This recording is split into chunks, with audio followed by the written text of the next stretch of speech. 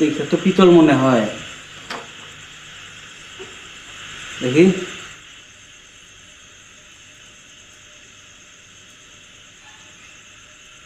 পিতলের চেয়েও খারাপ, খাদে ভর্তি। শোনো মফিজ, আর হাতাহাতি করবা না। জিনিসপত্র যা আনছো থুয়ে চলে যাও। নগদ 300 টাকা দিব, টাকা নিয়ে বাড়িতে যাও। 300 টাকা?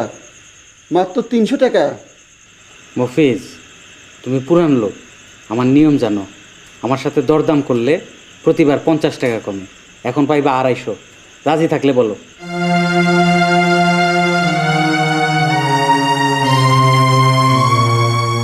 সোনার ভরি 5,000 টাকা?